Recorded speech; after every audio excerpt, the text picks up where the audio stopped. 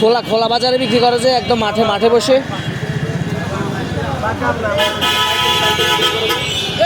মাঠে বসে বিক্রি করে যে একদম সামনে।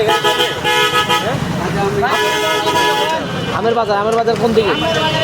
ওই এইদিকে ভিতরে বলে, ভিতরে বলে, ভিতরে ভিতরে ঘুরেন, তাহলে ঘুরেন ঘুরেন, হ্যাঁ ঘুরেন ঘুরেন।